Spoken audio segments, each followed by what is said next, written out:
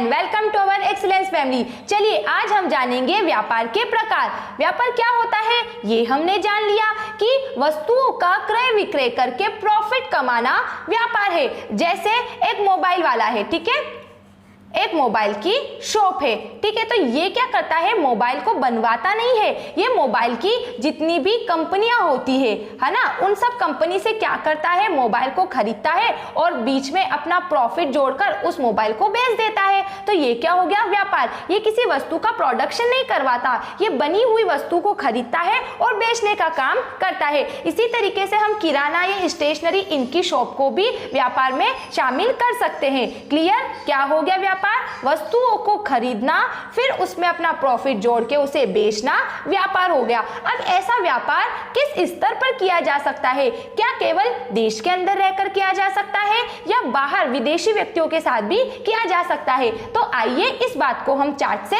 समझेंगे। यहाँ व्यापार के प्रकार दो दिए हुए हैं। पहला है आंतरिक व्यापार, नाम से ही क्लियर है कि इसमें देश के अंदर रहकर व्यापार किया जाता है, इसलिए इसे देशी व्यापार भी कहते हैं। और दूसरा बाहरी व्यापार, मतलब देश के बाहर रहकर किया जाने वाला व्यापार। अब बाहर किससे? विदेशों से, दूसरे देश के लोगों के साथ किया जा रहा व्यापार विदेशी व्यापार होगा।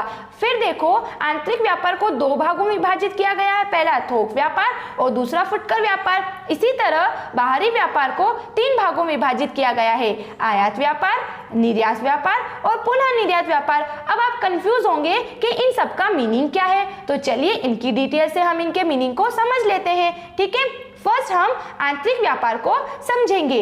आंतरिक व्यापार क्या है, इसे हम देशी व्यापार भी क्यों कहते हैं? तो देखो, जब कोई भी व्यापारी देश की राजनीतिक सीमा के अंदर लाभ कमाने के उद्देश्य से कोई भी काम करता है, ठीक है, तो उसे हम क्या बोलेंगे, देशी या आंतरिक व्यापार। जैसे दो व्यापारी है, ठीक है, एक व्यापारी हो गया मध्य प्रदेश का, मतलब एमपी का, और एक व्यापारी हो गया राजस्थान का। अब ये दोनों आपस में क्या करते हैं, लेन देन करते हैं। या तो फिर मध्य प्रदेश का व्यापारी राजस्थान के व्यापारी को कोई वस्तु बेच रहा है या फिर उससे खरीद रहा है, तो इन दोनों के बीच होने वाले व्यापार को क्या बोलेंगे, देशी व्यापार या आंतरिक व्यापार, क्योंकि हमारे देश की सीमा के अंदर राज्यों के बीच हुआ है। ठीक है, तो अब दो प्रकार से हम हमारे देश की सीमा में व्यापार करते हैं। पहला व्यापार होता है थोक व्यापार।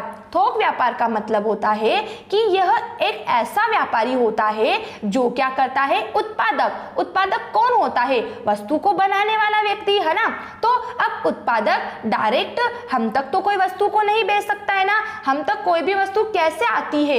एक उत्पादक जब कोई वस्तु बनाता है ना, तो वो वस्तु उपभोक्ता तक विभिन्न माध्यमों से होकर आती है, जैसे थोक व्यापारी, फुटकर व्यापारी, दुकानदार, इनके माध्यम से हमारे पास वो वस्तु आती है ना। तो थोक व्यापारी क्या हो गया, ऐसा व्यापारी जो उत्पादक से बड़ी मात्रा में वस्तुओं को खरीद के रखता है और उस वस्तुओं को फुटकर व्यापारी को उसकी आवश्यकता अनुसार क्या कर देता है, बेच देता है। तो इसे हम क्या बोलेंगे, थोक व्यापार। और दूसरा होता है यहाँ पर फुटकर व्यापार। फुटकर व्यापार का मतलब होता है, आप देखो आपकी गलियों में कुछ व्यापारी ऐसे आते हैं जो साइकिल या फिर बाइक या फिर ठेले पर वस्तुओं को बेचने आते हैं। कुछ वस्तुओं को हम शॉप पर लेने जाते हैं तो कुछ वस्तु हमारे घर तक आ जाती है। तो ये कैसे पॉसिबल होता है, ये फुटकर व्यापार के माध्यम से पॉसिबल होता है। साथ में हम अगर रेलवे स्टेशन पर देखें, बस स्टॉप पर देखें, यहाँ पर भी बहुत से व्यक्ति अपने सिर पर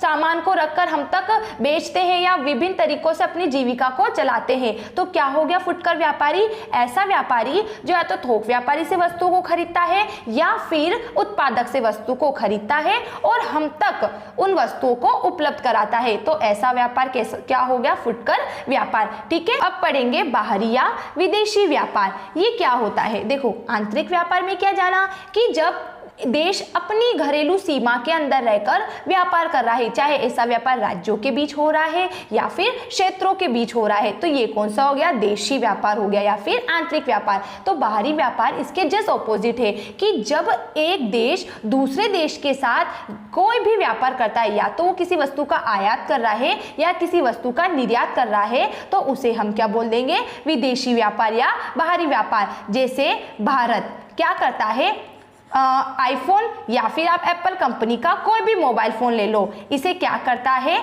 अमेरिका से क्या कर रहा है, आयात कर रहा है। तो ऐसा व्यापार क्या हो गया, विदेशी व्यापार। या फिर भारत अमेरिका को रॉ मटेरियल मतलब कि कच्चा माल क्या कर रहा है, दे रहा है, तो ये भी क्या हो गया, विदेशी व्यापार, है ना। दोनों के बीच लेन देन चल रहा है, चाहे ऐसा लेन देन आयात का हो या फिर निर्यात का, तो ये क्या हो गया, विदेशी व्यापार। अब ये कितने प्रकार का होता है, 3 प्रकार का, जानो। पहला कौन सा होता है, आयात व्यापार। आयात व्यापार का मतलब होता है जब हम दूसरे देश से वस्तु का आयात करते हैं तो इसे आयात व्यापार कहेंगे। यहाँ हमने लिखा कि भारत अमेरिका से किसी वस्तु का क्रय करता है, तो आयात व्यापार हो गया, क्योंकि अमेरिका दूसरा देश है ना। और निर्यात व्यापार का मतलब होता है जब एक देश दूसरे देश को किसी प्रकार के माल का निर्यात करता है। जैसे भारत क्या कर रहा है, नेपाल को किसी भी वस्तु का विक्रय कर रहा है या किसी वस्तु का निर्यात कर रहा है, जैसे कच्चे माल का निर्यात कर रहा है, ठीक है, तो ये निर्यात व्यापार हो गया।